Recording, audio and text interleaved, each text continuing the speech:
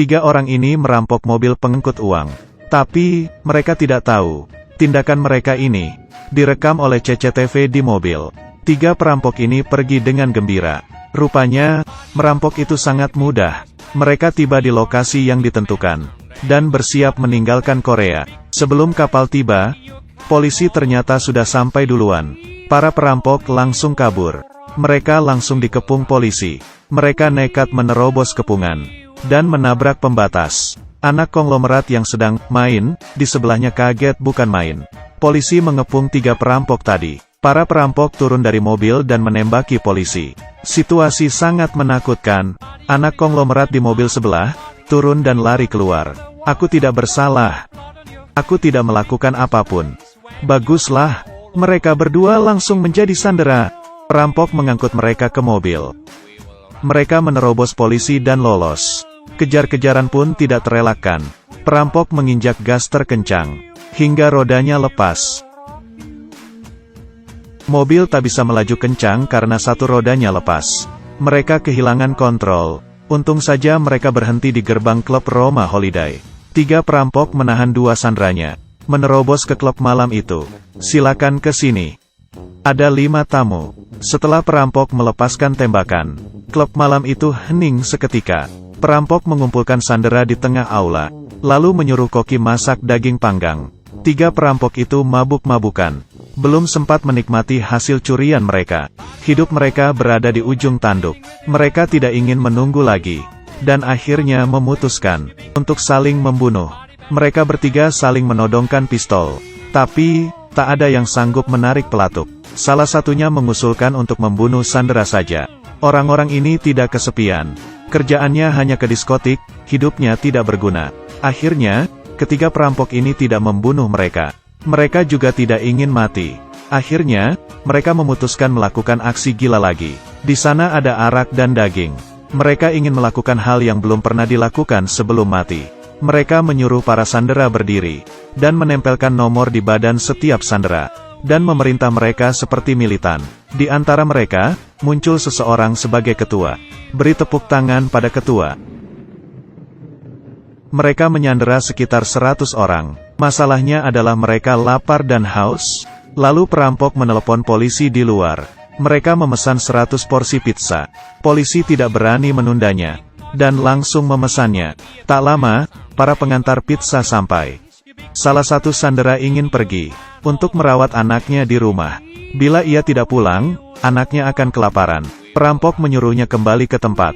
Wanita itu menangis. Sebenarnya, ia ingin mati. Rupanya, karena ia berhutang dengan bunga tinggi kepada bos klub itu. Ia dipaksa untuk menjadi penari demi melunasi hutangnya. Para perampok kasihan, dan membantunya melunasi hutang di klub itu. Lalu mereka menyobek kertas hutangnya. Rupanya wanita itu meminjam 50 juta won. Perampok langsung memberinya 200 juta won. Bos klub sangat gembira. Lalu mereka merampas lagi uang di tangan bos klub. Namanya juga perampok. Iya, harus merampok. Bos klub menahan diri. Ia masih belum merasakan uang tadi. Ia lalu memaki perampok. Ia lalu dipukul oleh bawahannya sendiri. Menggunakan tongkat baseball, perampok melepaskan ikatan seorang sandera wanita. Saat bersiap melepasnya, ia juga menyelipkan beberapa ratus juta won ke dalam baju wanita itu. Sandera lain mulai curiga karena salah satu sandera telah dilepas. Para rampok memutuskan untuk memilih beberapa sandera yang akan dilepas. Setiap sandera harus menceritakan alasan mengapa mereka harus dilepaskan. Kemudian, ada cerita ini. Seorang wanita mengatakan besok akan menikah. Perampok menatapnya lekat-lekat. Kenapa ke diskotik kalau besok menikah? Mereka mengira ia bukan orang baik, dan menolak melepaskannya. Seorang pria botak berkata pacar lelakinya sedang menunggunya di rumah. Perampok rasanya ingin menembaknya. Menjijikkan. Lalu ada wanita yang mencoba merayu mereka, namun juga ditolak. Mereka adalah perampok. Lalu mereka melihat beberapa siswi SMA. Belum cukup umur, tapi sudah ke klub. Mereka lalu menyuruh ketua untuk memukul beberapa siswa SMA. Semua orang mengatakan alasannya.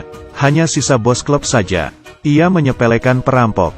Bukannya kamu punya pistol? Tanpa pistol kalian bukan apa-apa. Letakkan pistol kalian, lalu kalian punya apa? Bila kalian laki-laki, terima tantanganku. Bos klub menunjukkan tubuhnya yang penuh tato. Bos perampok menerima tantangan itu. Mereka berdua duel. Bos klub terjatuh dihajar bos perampok. Para sandera bengong. Keren sekali. Seterusnya aku akan menghormatimu. Tidak perlu, kembali ke tempatmu. Aku akan patuh. Beberapa sandera yang terpilih dilepaskan. Saat diwawancara, mereka semua memuji para perampok. Pria-pria tampan itu meminta saya untuk tekun belajar. Mulai hari ini aku akan giat belajar. Ibu, mulai hari ini aku tidak akan ke klub malam lagi. Suamiku, maafkan aku. Karena teman-teman menyuruhku ke sini, makanya aku datang. Seorang konglomerat melihat anaknya tidak dilepaskan. Melampiaskan amarah kepada bawahannya. Ia menyuruh bawahannya menekan polisi untuk segera menyelamatkan putranya. Putranya adalah sandera pertama yang main di mobil tadi. Kembali ke adegan polisi mengantar makanan ke perampok. Sandera keluar mengambil makanan. Ia segera menendang perampok saat mereka lengah. Lalu lari keluar. Aku bebas. Hal ini membuat bos perampok marah. Ia menelepon polisi.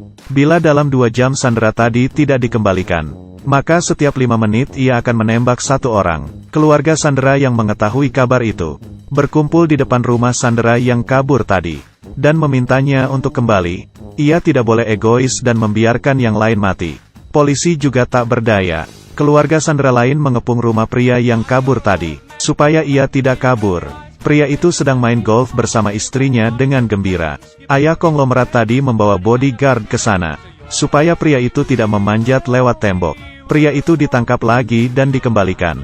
Namun ia berniat kabur lagi. Ia segera ditodong senapan oleh polisi. Sekarang ia hanya bisa pasrah. Sebenarnya, siapa perampoknya? Pria itu kembali menjadi sandera. Semua orang angkat tangan setuju, supaya pria ini ditembak mati karena egois. Akhirnya ia berkata bahwa ia kaya raya. Ia rela menukar uangnya dengan nyawa. Lalu, bos perampok menyuruhnya untuk menyumbangkan seluruh uangnya.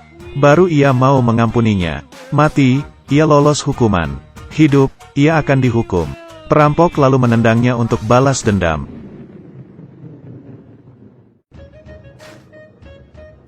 Untuk merayakan kemenangan ini, perampok mengadakan pesta.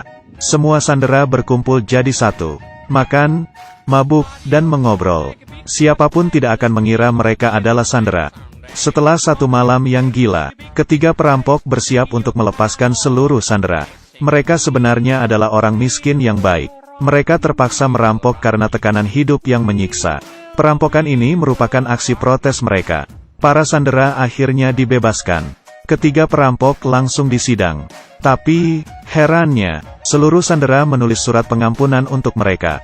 Mereka berkata tidak disakiti, bahkan merasakan kebaikan mereka pada malam penyekapan itu. Akhirnya, mereka bertiga dihukum penjara karena merampok.